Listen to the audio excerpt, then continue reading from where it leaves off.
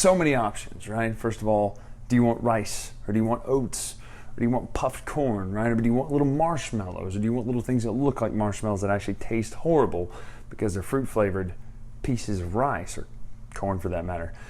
What am I talking about? Why are you bringing up cereal? Well, today we're talking about a couple different games that are very similar in nature. They have similar ideas to them. And these would be bag building games with tons of little tokens that if you put in a bowl and accidentally ate, you might think of cereal, because depending on some of the cereal you eat, it might taste like it. Anyway, today though, we're looking at what makes these two games tick. Which one would you rather have a bowl of? That would be Orleans and Altiplano. Which one would you rather pour yourself a nice dish of in the morning to sit down and play and bag build it out, right? Because that's what we're taking a look at today. You know I love doing these versus videos. We've done Agricola and Caverna. We've done a Sagrada and Azul. Today though, we're taking a look at the two bag building champions in the Euro genre of tokens going in a bag. But they're both great games, so let's take a look at which one you should play, you should get, and which one comes out on top right now.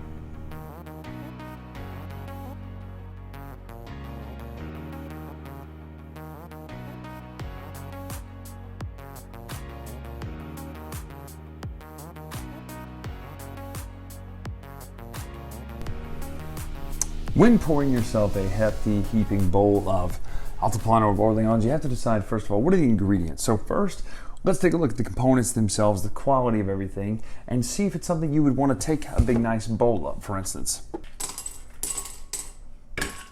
Board game breakfast much, Brian? No, I know. I'm just wanted to point out the fact that these tokens, this is not all the tokens, but I just wanted to show you a few of the main components that give you a flavor for what the game looks like. We'll look at the boards here in a moment, but one thing about Altiplano that is really neat is you get this box. Everybody gets it in their color. It is for rejected or extra or discarded tokens. So when you get new tokens, they go straight in here first. They don't go straight in your bag.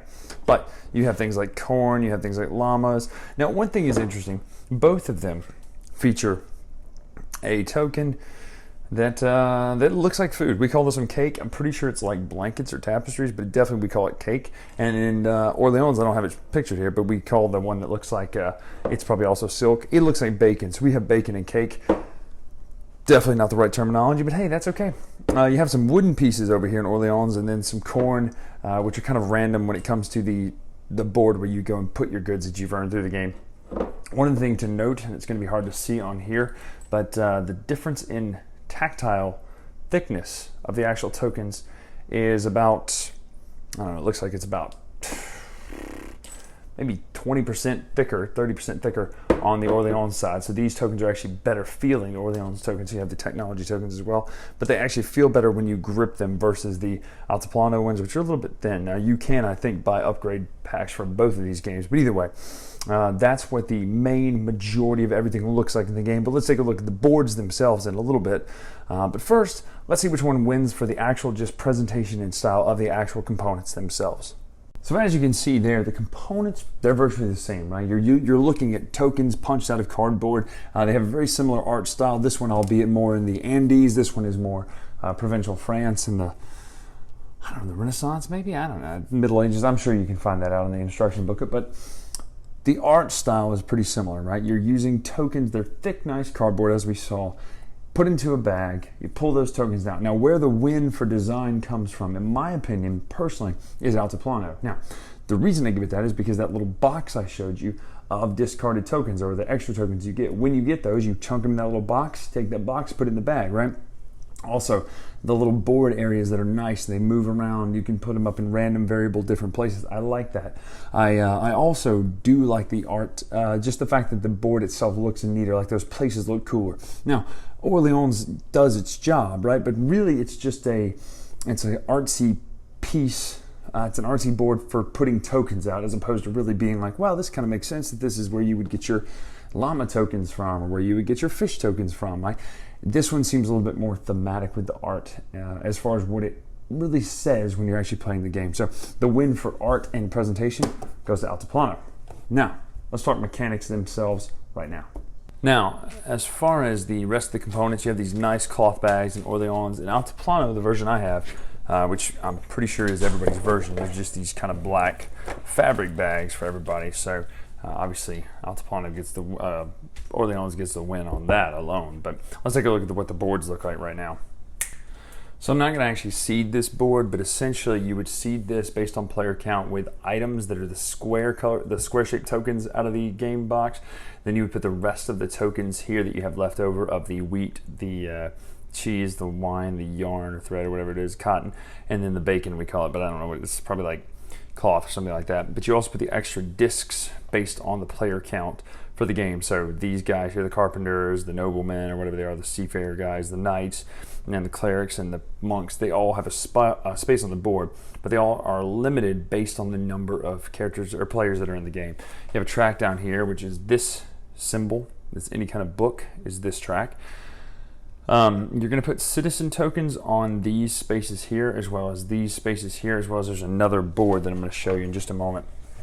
It is a shared board between everyone, but there are also some citizen spaces on that. And the whole point of these citizen spaces, man, that's really harder to say than it should be. The whole point of these citizen spaces is that at the end of the game, your final points are you get points for resources. So, you know, your bacon, your cheese, and all that sort of stuff.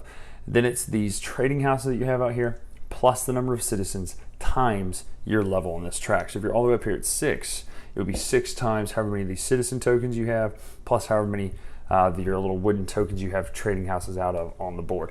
There's also a shared board that is where you can kill. We call them kill. It's not really killing, but you're getting them out of your hand. You can send these guys to go to the city to different places. You know, they're going towards defeating the plague or a papal conclave or founding the boatman guild, right? There are different things you can send tokens to.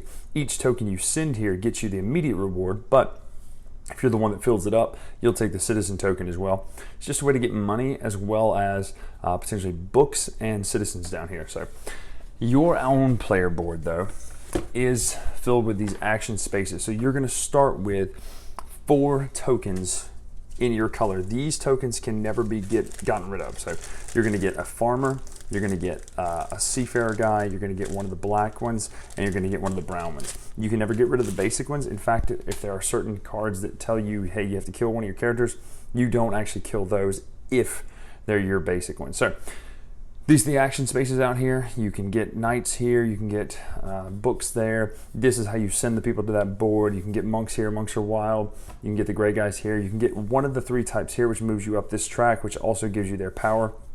Better spaces, so you'll have actual extra action spaces you can put out here.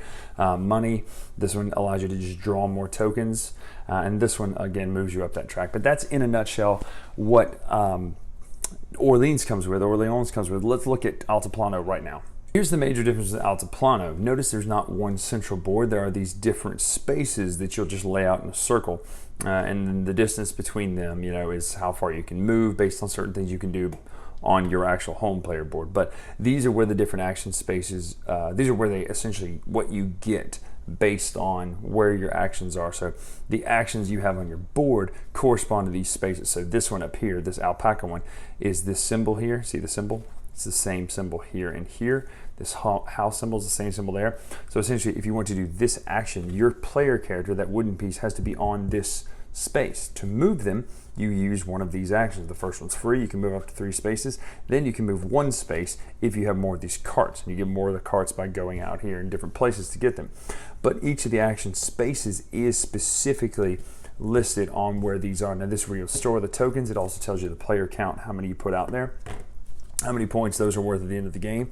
But that is neat, and since you have to move around the board, and if you start your turn in the right place, like if you kind of set yourself up for the future, you can have some strategic movements where you're starting in the right place. You have to spend less actions to move. So in order to get more things, just know that you use the actions on your board just like you did in Orleans. But a lot of different things here, like the market itself allows you to, you know, buy and sell. This one allows you to trade food for stone, or these for these extra expensive ones, and you'll notice those are worth a good bit of points at the end of the game. If you can get these glass pitchers at the end of the game, they're especially worth a lot of points.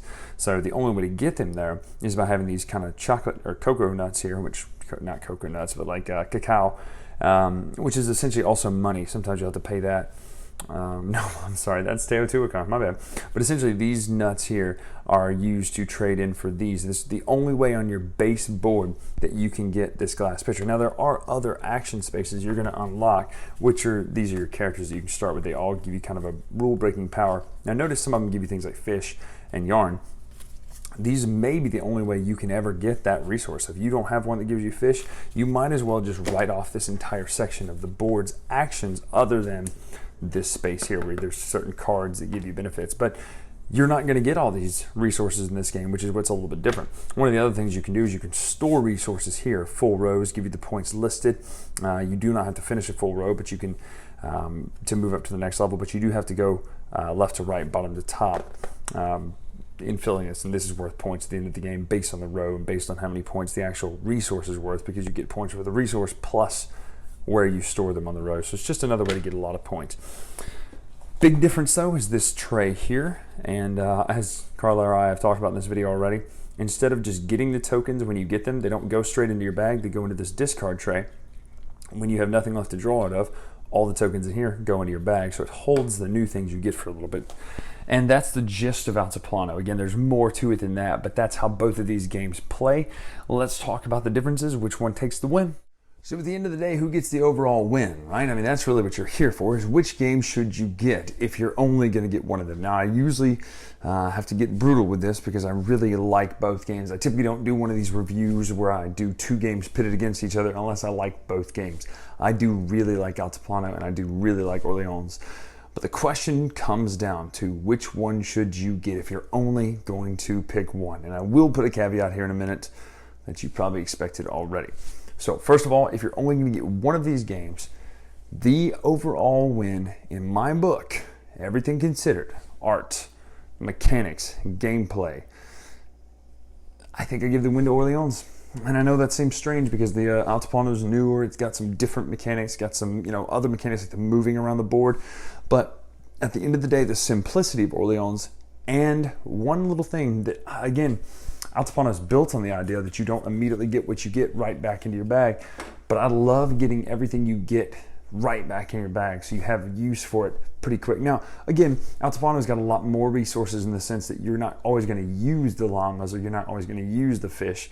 In fact, most of those are probably going to go out on the items track. But at the end of the day, it feels like the ability to get your knight that you just bought right back in your hand, potentially the very next turn instead of maybe 2-3 turns later, is something more helpful. Now, I love the moving mechanic in Altiplano. I love the idea of moving to different islands or moving to different places, whether it be the mountaintop, whether it be the sea, the river.